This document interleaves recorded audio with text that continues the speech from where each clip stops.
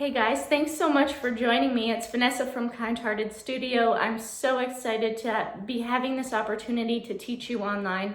It really is one of my passions, and so thank you for allowing me to do this with you.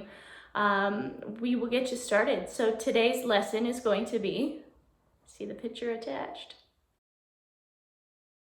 I'm going to walk you through step by step to create your own painting. So at any point, if you want to change anything or add anything, please feel free to do so.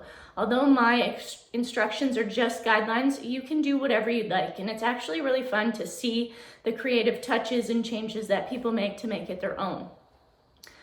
My number one rule is no negativity, because I think negativity kills creativity. So just pay attention to your thoughts. Be kind to yourself. See what's happening as you're painting. Are you saying, this is garbage, I can't do it, mine's not very good, I'm not good at art? Just pay attention to those things that you're saying and be kind to yourself. Allow yourself some space just to be creative and curious. Explore and experiment, and really just embrace the funness that painting offers, right? Because we can get into a zone of just relaxing and focusing on the task in front of us and letting go of all of those worries and concerns and just putting that behind us, at least for maybe those 10 minutes, 40 minutes, 2 hours, okay? So really use this time just as a way to have fun and explore. In doing the painting, you guys are all going to have your own unique style. So if it turns out slightly different than mine, that's okay. And every time I paint it, it's going to be different than the last time. So just embrace your own style and roll with it.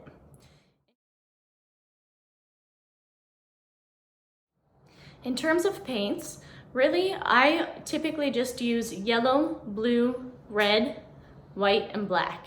So you don't need all the colors of the rainbow because we can mix it up. However, if you have any paint colors sitting around, feel free to use whatever you have. In terms of your brushes, all that you need are 3 sizes. So you want something smaller for your fine detail, and then a medium-sized brush and a bigger brush. So if I hold up my finger, you can kind of get a sense of the width of how thick they are. And so you can paint on old canvas that you have, paint over white with house paint. If you have any white house paint kicking around, you can prime it that way. You can just start on some old canvas. You could also paint on newspaper or cardboard or paper, whatever you can find. So you're going to need your brushes, a cup to put some water in, a plate or something to mix your paint on, and paper towel, and that will really get us started for each and every session. Hey guys, so you'll see that all I've got here is just some primer paint that I found in my basement, and all I'm going to do is take this canvas and I'm going to cover it in white. Take my big brush and I'm going to dip it in water, and taking just a little tiny bit of red on my brush, I'm going to start to blend it. So if we look in this corner here, there's a little bit more pink there, and it's just a mix of light blues and purples. So it's really freeing in the sense that anything goes. If it's too dark, you're going to take just a little bit more white and brush on top. So say that's too pink, you can just lighten it up by taking a little bit more white, and blending it in.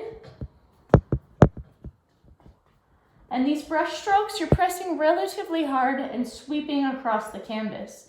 So if I wanted to make this a little bit more purple, I'm just going to take a little bit of blue.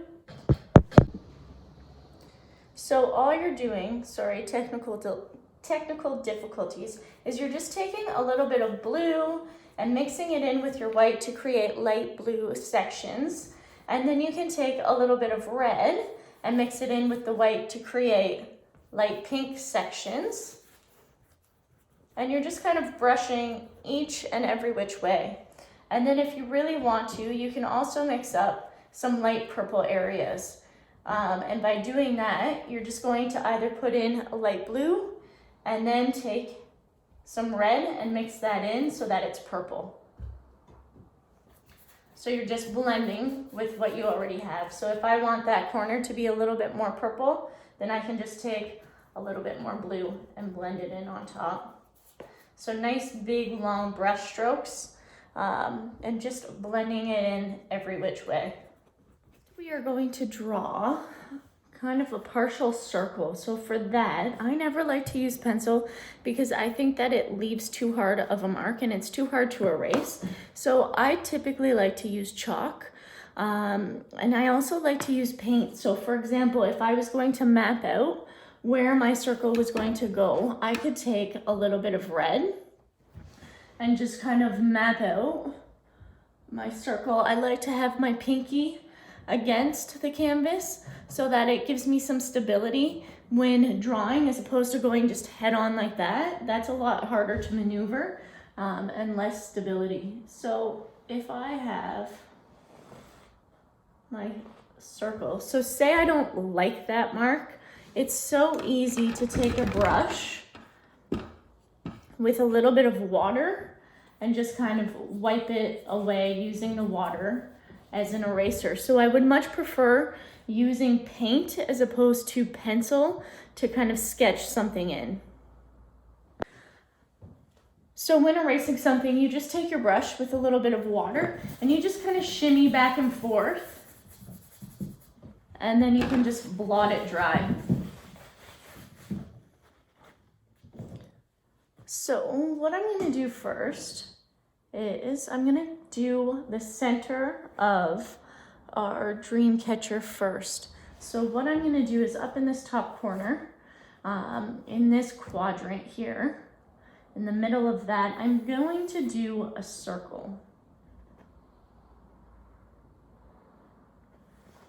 Okay, like I said, I'm going to do it in blue, and then come back and do it in black. So I'm going to leave a big space, probably about an inch, half a finger width. And so this isn't going to be a perfect circle, and I am okay with that. That is art. Nothing is ever perfect. And then from there, I'm going to leave another space, and this is going to be even bigger than the space that we had prior. So you'll see my finger kind of acting as a protractor, so it just helps kind of guide me around.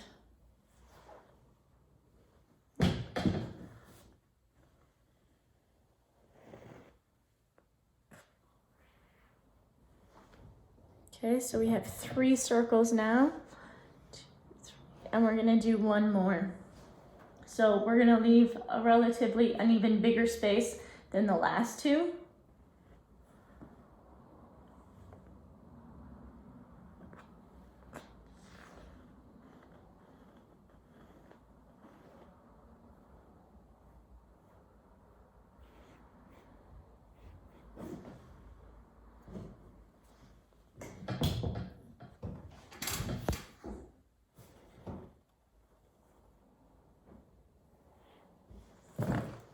So from there, we're gonna start to build up.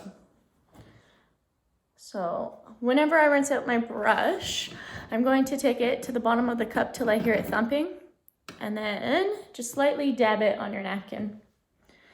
Taking the black paint. Now inside this circle, we're gonna do an even smaller circle.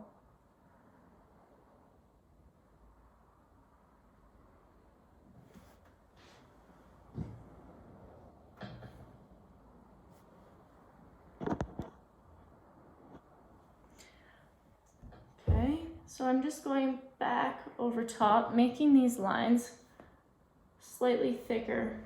So if by chance I've made one side a little bit wonkier than the others, I can build that up and build it into the line that I have. So for example, if this side's a little bit wonkier, then I'm gonna build it up on that side of the line to even it out.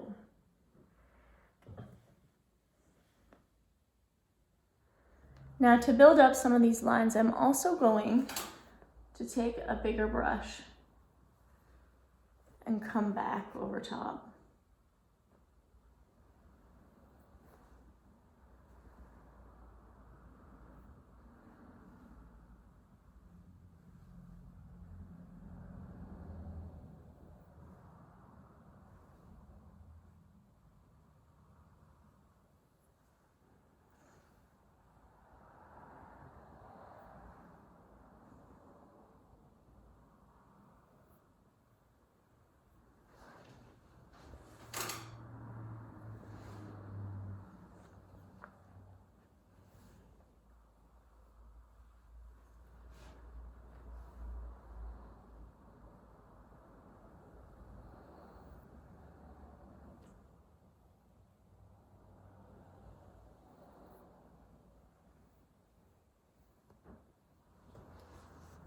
Okay.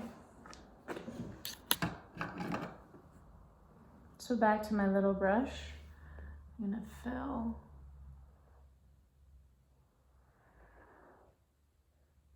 that circle in. All right, so you'll see that it's not a perfect circle. It is a little bit wonky, but that's kind of part of the beauty in it. The beauty in the imperfection. So what we're gonna do is in this space here, we're gonna just make a bunch of circles. So taking my little tiny brush, I'm making a C and then a backward C. And you're just gonna do that all the way around.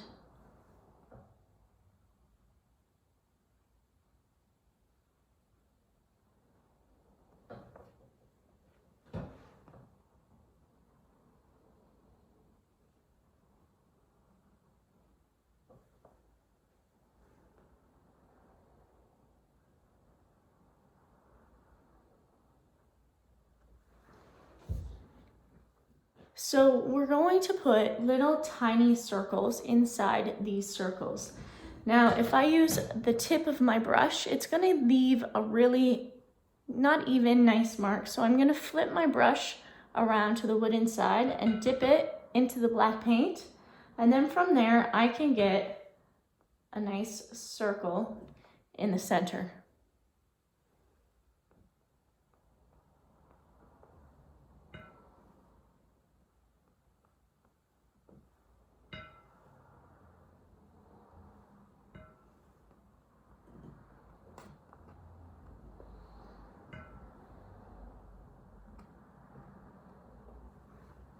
Like so. All right, so from there, going to this line here, we're going to make a bunch of triangles or zigzag lines. So it's up to you if you feel more comfortable doing triangles. I think that might actually be easier than doing one continuous zigzag. So we're just going to continue this all the way around. So if you get to this point, you think, oh, it's really awkward moving that way, just kind of move your canvas. You might not have an easel, so maybe you're painting on the table, but feel free to flip it around.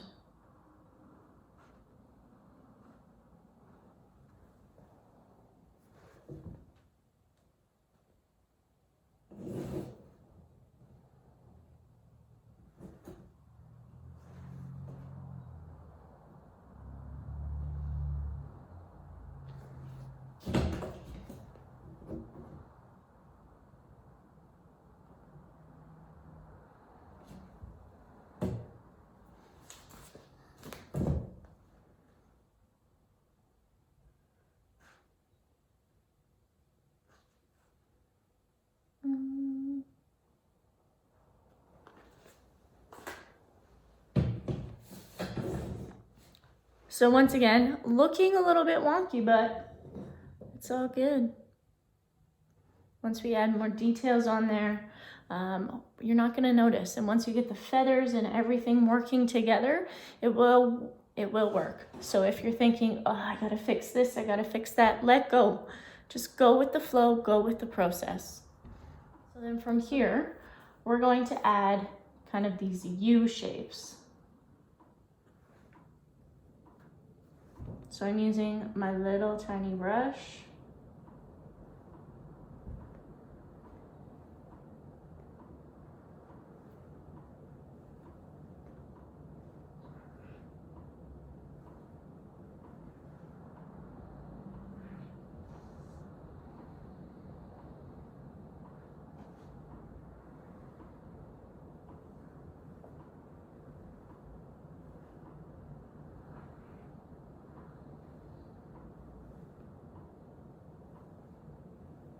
My brown mixed up, and so I'm just going to take my tiny little brush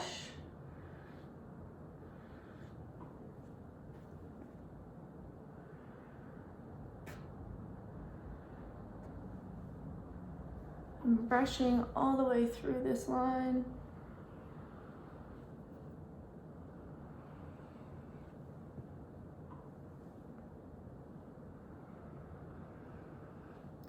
And I'm not cut up if it's not the dead center in between and there's not an equal amount of black on either side. That doesn't bother me. I'm just flowing with it.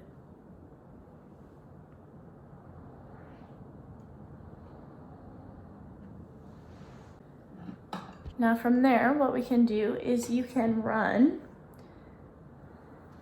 We're gonna add these lines, so it's gonna kind of curve like that all the way through. I'm gonna back it up in hopes that you guys can see it a little bit better. So you're going to do that all the way around.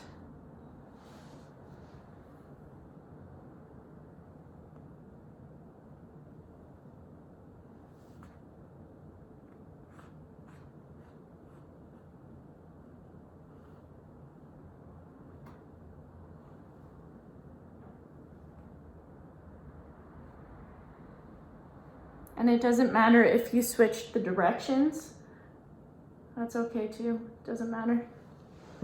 So there we have the outside of our dream catcher, or the main part of our dream catcher. I'm gonna flip my brush upside down.